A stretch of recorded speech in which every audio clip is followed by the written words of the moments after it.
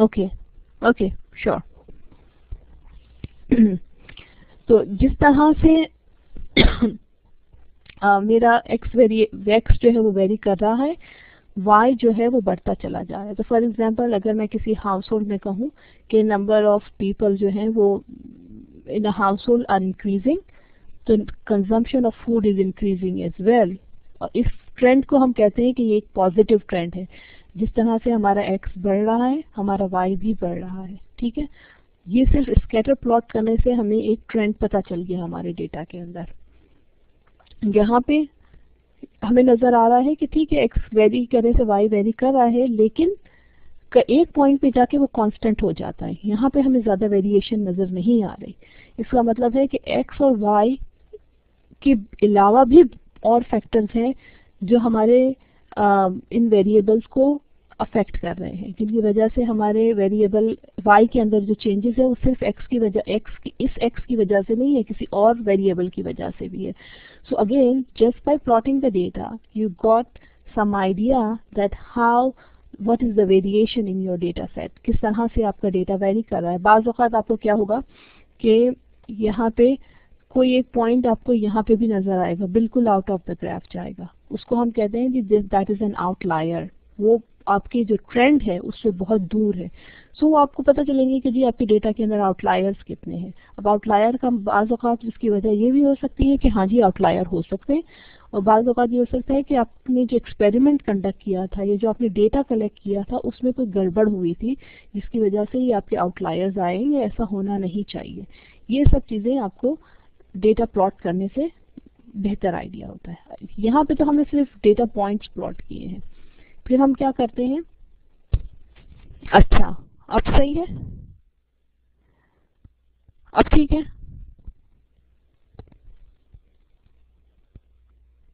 अब आवाज आ रही है आप लोगों को? अब भी नहीं? हेलो? Okay okay. सो यहाँ पे मैं आपको ये बता रही थी कि हमने स्कैटर प्लॉट किया। अच्छा, हम स्कैटर प्लॉट इसको क्यों कहते हैं? क्योंकि हम ये डेटा पॉइंट स्कैटर्ड है, ये डेटा पॉइंट्स फैले हुए हैं। ठीक है, ये हमें ये बता रहा है कि हमने x के अगेंस्ट y को प्लॉट किया, और जिस तरह से हमारा x इंक्रीज हो रहा है, हम यहाँ इससे सिर्फ डेटा प्लॉट करने से हम ये देख रहे हैं कि हमारा y भी इंक्रीज हो रहा है। तो just by plotting the data हमें ये पता चला कि जिस जिस तरह से x बढ़ता जा रहा है y इंक्रीज होता जा रहा है। इसके मतलब है कि इन दोनों के बीच में एक पॉजिटिव रिलेशनशिप है। यहाँ पे हम ये देख रहे हैं कि x वेरी कर रहा है और y भी पॉजिटिवली वेरी कर रहा है, लेकिन एक जगह जाके जो है आपको यहाँ पे कुछ पॉइंट्स जो है वो एक ही जगह पर नजर आएंगे, विच मीन्स कि ये पॉसिबल है कि x और y जो है वो इस x के अलावा किसी और वेरिएबल से भी अफेक्ट हो रहा है। So by plotting the data we get an idea about what is the variation or what is the trend in our data set। आप ये कर सकते हैं कि जी x वेरिएबल मतलब 3 डायमेंशंस में भी ये प्लॉट कर सकते हैं। सो फॉर एग्जांपल आप ये कहें कि जी यहाँ पे पोस्टेड स्पीड इतनी है, और हर नंबर ऑफ लेन्स के लिए कि एक रोडवे पे जो है वो पोस्टेड स्पीड इतनी है, नंबर ऑफ लेन्स 2 हैं, उसके लिए क्या गाड़ियों की स्पीड होगी, पोस्टेड स्पीड और नंबर ऑफ लेन्स जब आप 3 करते हैं तो गाड़ियों की स्पीड क्या होगी। तो आप 2 डायमेंशन में और हम ज़्यादा से ज़्यादा 3 डायमेंशन के अंदर भी ग्राफ प्लॉट कर सकते हैं। But again of course there is some limitation to everything, लेकिन हम to begin with we always visualize the data, और डेटा विजुअलाइजेशन के बेस पे भी आप जो है वो कंक्लूजन्स ड्रॉ करते हैं। यहाँ पे ये क्या हो रहा है कि हम सिर्फ हमने जो हमारा डेटा जो एक स्कैटर था, जो हमने सिर्फ स्कैटर पॉइंट्स किए थे, हमने क्या किया कि हमने कहा कि जी लाइन ग्राफ बनाते हैं। हमें लाइन से देखना है कि ये लाइन किस तरह से ऊपर नीचे होती है। इसके ऊपर नीचे होने में वो हमें इंफॉर्मेशन देगा कि जी यहाँ पे जो है वो ट्रेंड एक ऊपर जा रहा है पॉजिटिव है, तो एकदम से ट्रेंड नीचे आ गया। ये आप यूजुअली इस तरह के देखते होंगे जब हम बिजनेस की बातें करते हैं, या जब हमारे पास वेदर की बात होती है, बिजनेस की बात होती है, वी सी दिस वेरिएशन। तो लाइन क्या करती है कि जो आपके जो मीन होता है ना यूजुअली, और डिपेंड कि आप किस तरह से उस मतलब उन पॉइंट्स को कैसे ज्वाइन कर रहे हैं। यूजुअली मीन को वो क्या करता है कि ज्वाइन करता है। So you see the trend in terms of this line. ये लाइंस अगेन उसी स्कैटर के ऊपर ही प्लॉट की गई है, लेकिन ये आपको थोड़ा सा एक क्लियर आइडिया देती है, एक साफ बात बताती है। तो this is another technique of plotting the graph. Bar chart क्या होता है कि आप हर कैटेगरी के लिए बार प्लॉट करते हैं। सो कैटेगरी 1 2 3 और आपको बताता है कि जी एक्स इतना वेरी कर रहा है, वाई आपके डेटा सेट में ये है, कैटेगरी 3 ये है। Bar chart is again another way of plotting the data. Then मुख्तलिफ तरह के चार्ट्स हैं। ये एरिया आपको ये बता रहा है कि एरिया अंडर द कर्व, ये जो कर्व के अंदर एरिया आपको ये बता रहा है कि जी यहाँ पे, सो फॉर एग्जांपल ये मैंने जो ड्रॉ किया था, ये ट्रैफिक स्पीड का ग्राफ किया था, कि उसमें वो आपको ये बता रहा है कि ये यहाँ से यहाँ तक ये स्पीड है और ज़्यादा एरिया जो है वो इस ये वाला एरिया है। फॉर एग्जाम्पल तो उसमें 25 to 35 माइल पर आवर जो है ये सबसे ज़्यादा स्पीड जो है नोट की गई थी, क्योंकि मैक्सिमम एरिया जो है वो इसके अंडर में है। और इसमें आपको एक पीक भी नज़र आ रही है, वो बता रहा है कि 450 वैल्यू तक इसकी मतलब नंबर ऑफ व्हीकल्स जो है उसकी ये यहाँ 25 से 35 जो स्पीड थी उसमें वैल्यूज इतनी ज़्यादा व्हीकल्स की थी। Pie chart. ना पाई चार्ट क्या होता है? पाई जो हम केक होता है, जो हम पाए खाते हैं। This circle represent 100%। ठीक है, तो उस 100% के अंदर क्या क्या वेरिएशन है? कुछ एक स्लाइस जो है उस ये स्लाइसेस जो है ये नंबर्स भी हो सकती हैं, ये स्लाइसेस जो है ये परसेंटेज भी हो सकती है। तो मैं कहूँ कि फॉर एग्जांपल हम ये कहें कि लेट्स से कि पॉपुलेशन रीजन के हिसाब से कितनी है। हम पूरे पाकिस्तान की पॉपुलेशन को कहते हैं कि जी ये 100% है।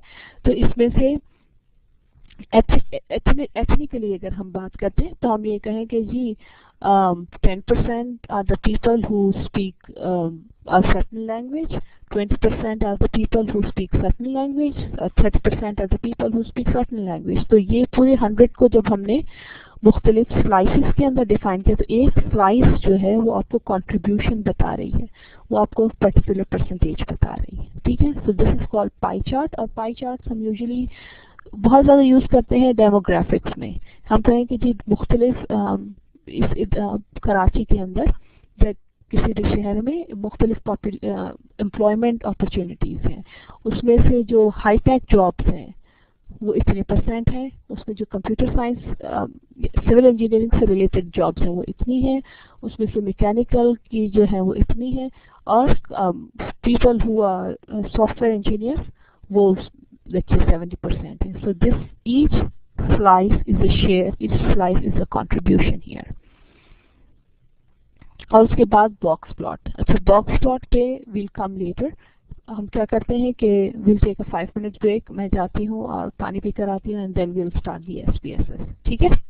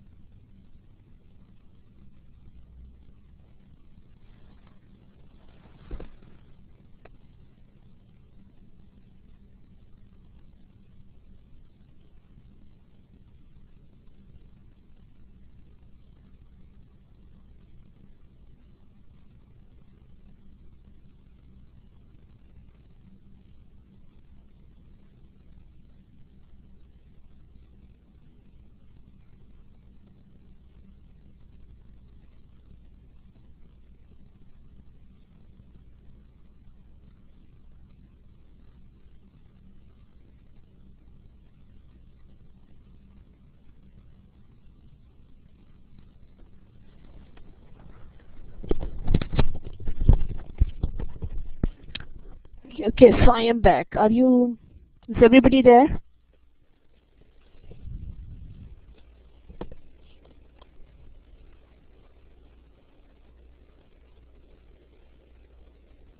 Okay, so let's begin.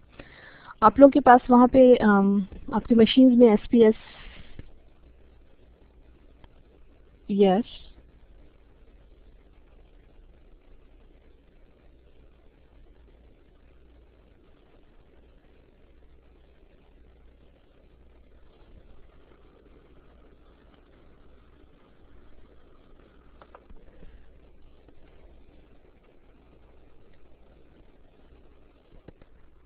मैं आपको इसका बताती हूँ। तो देखिए मैं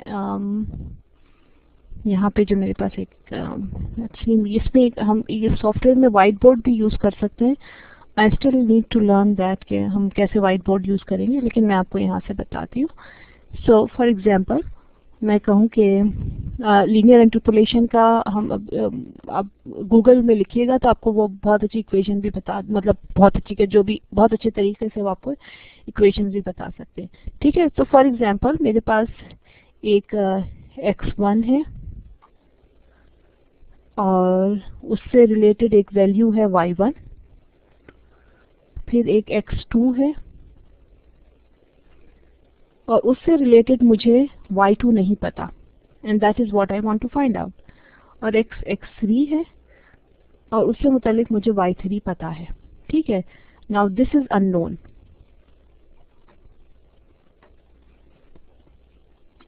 So to find out this unknown, I need to know y1 and y3 और of course x1, x2, x3 तो मुझे पता ही होंगे। इनके बेस के ऊपर मैं इन लीनियर इंटरपोलेशन की इक्वेशन यूज करके I can find out y2। ठीक है, did I answer your question?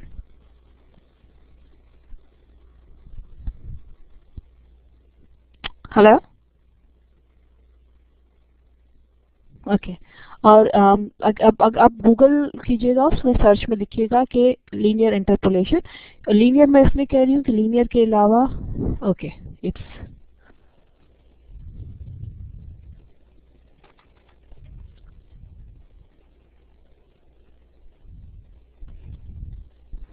और लीनियर इसलिए है कि इन सब की पावर जो है वो 1 है।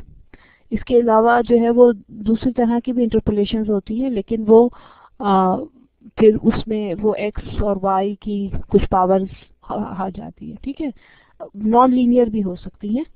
तो but usually we use linear interpolation जब हम खुद अपनी कंप्यूटेशन कर रहे होते हैं। लेकिन अगर आप कोई सॉफ्टवेयर यूज कर रहे हैं, अगर मैं आपको बताऊं कि जी मिसिंग वैल्यूज फाइंड आउट करने के 100 तरीके हैं, और ऑफ कोर्स आप मैन्युअली उन तरीकों को नहीं कर सकते, उनके लिए भी सॉफ्टवेयर होते हैं जिसको आप जो है वो सॉफ्टवेयर यूज करते हैं और फिर आप मिसिंग वैल्यूज फाइंड आउट करते हैं। तो there are like hundreds of methods that we can use, लेकिन सबसे सिंपल ये होता है कि लीनियर इंटरपोलेशन है। और दूसरा जो है वो नॉन लीनियर इंटरपोलेशन है। तो ऑफ कोर्स आपको हम ये देखते हैं कि जब भी हम लीनियर की बात करते हैं तो लीनियर सिंपल होता है, आसान होता है, लेकिन ऑफ कोर्स वो ये हो सकता है कि वो थोड़ी सी क्रूड वैल्यू आपको दे, लेकिन नॉन